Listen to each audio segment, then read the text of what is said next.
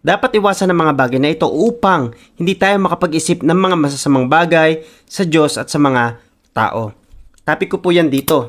At napakarami po na nag-comment. At isang tumulong po sa nagko-comment ay si Lilaine. God bless po sa mga nagko-comment, sa mga hindi ko kaya pong i-compress ng mga points and topics po sa isang video. God bless you sa mga nagko-comment. Gusto ko lang po i-elaborate yung pwede pa nating sabihin patungkol po sa topic na yan. Kasi napakarami po ang pinapahirapan ng situation na yan. Iwasan po nating manood ng mga horror movies.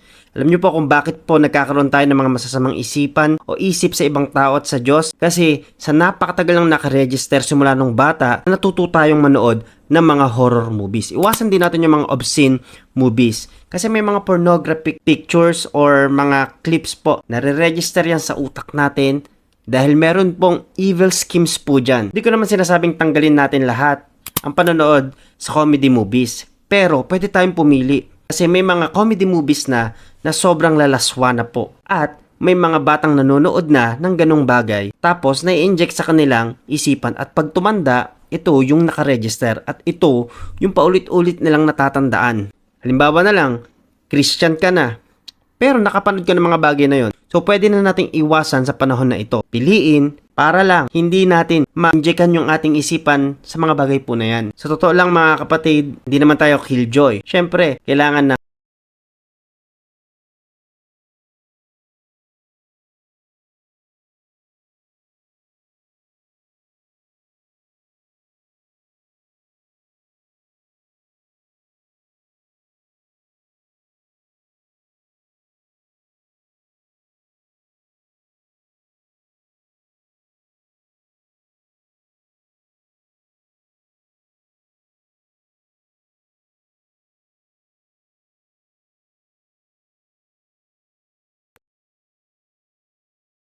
sa ating mga emosyon ng bagay na yan. Lalo na sa panahon natin ngayon, iwasan din po natin ang panonood ng Reels, sa Instagram, sa TikTok, sa Facebook, sa YouTube, yung mga nagpo-promote ng lust at immorality. Kasi napakalaking impluwensya po niyan sa ating isipan. Ganun na din kahit sa pagtulog, kaya minsan napapanaginipan natin yung mga pangit nangyayari. Tapos, akala natin merong message ang Panginoon o kaya naman ini-insertan tayo ng demon spirit. Actually, sa mga panonood at pakikinig po natin yan. Tanggalin na din po natin yung mga good luck charms, mga lucky charms, yung mga dream catchers po. Kasi hindi naman yan na-create na galing sa Panginoon or sa presence ng Holy Spirit. Created yan sa mga rituals, sa mga mediums, sa mga witchcrafts. Tanggalin natin yung mga demonic symbols na nasa bahay natin, sa mga suot po natin.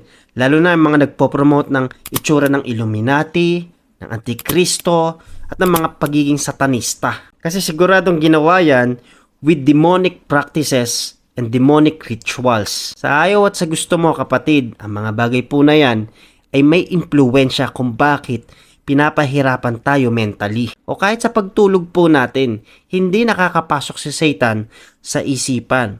Pero kaya niya i-manipulate yung nasa paligid mo para yun lagi yung isipin mo. Kaya nga sabi na Exodus 20, wala kang ibang Diyos, kundi ang Panginoon lang. Nag-iisang Diyos lang. At huwag kang gagawa ng imahe para gawing Diyos o sambahin. Hindi mo sinasamba yung mga bagay po na yan. Pero entry point po yan para makagawa ang kaaway sa'yo. Hindi mo nakikita. Kasi hindi naman tayo nakikipagbaka sa physical. Spiritual po tayo nakikipagbaka, sabi ng Ephesians. Sapagkat ang kalaban natin ay hindi mga tao kundi masasamang espiritu sa himpapawid, mga pinuno, may mga kapangyarihan, mga tagapamahala ng kadilimang namamayani sa mundong ito. Tanggalin na po natin yung mga bagay po na yan sa bahay, sa kwarto natin, kahit sa mga sinusuot po natin. Yung mga zodiac signs, tanggalin po natin. Yung mga galing po sa mga manghuhula, hindi naman po yung tumatawag sa Diyos Tumatawag po yan sa mga bad spirit. Iwasan na rin po natin makinig ng mga metallic songs, mga satanic songs, mga kanta na na-create galing sa pervert-minded. Yung sobrang hindi po ng lust. Hindi ka po iigi sa mga kanta na yan.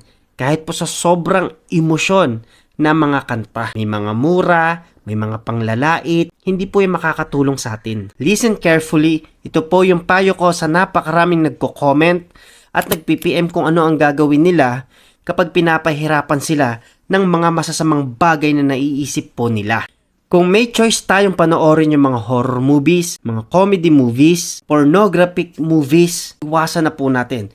kahit pakinggan yung mga satanic music, mga lustful music, iwasan na po nating pakinggan ang mga bagay po na yan. At piliin po nating magpa-purify sa banal na espiritu mula po sa kaibuturan ng ating pagkatao. Magpalinis tayo at magpa-deliver po tayo. Baka po may magsabi na ang OA naman, ang daming bawal. Hindi po sa binabawal ang lahat.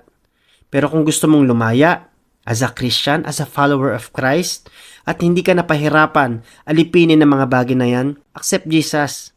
Surrender your life to Jesus and be purified. Pero kung ikaw yung tao o yung Kristiyano na gusto pa rin sa mga worldly movies, worldly musics, then go. Hindi para sa yung video na to, skip mo na lang. Pero sa lahat ng mga Christian na sincere at gusto pong lumaya sa pagkakaalipin ng bagay na ito, do not waste your time to watch horror movies, satanic music, at huwag nating aksayahin yung mga pera natin sa pagbili po ng mga alam po nating hindi galing kay Lord, kundi galing po sa mga bad spirit. Tulad ng mga Lucky Charms, hindi po makakatulong po sa atin yan. Tanggalin po natin sa buhay po natin yan. Yung mga bagay na hihila sa'yo papalayo sa Panginoon. Remember, you are no longer a slave of sin. You are children of God. Kung nakatulong sa video na ito at agree ka, follow ka. Kung meron kang kilala na nahihirapan rin katulad ng mga bagay na ito, share mo agad. Save mo na yung video ito at ito lang yung huli kong sasabihin sa'yo. Sabi ng Romans chapter 12 verse 2, huwag niyong tularan ang mga pag-uugali ng mga tao sa mundong ito. Hayaan niyong baguhin kayo ng Diyos sa pamamagitan ng pagbabago ng inyong mga isip para malaman niyo ang kalooban ng Diyos, kung ano ang mabuti, ganap, at kalugod-lugod sa kanyang paningin.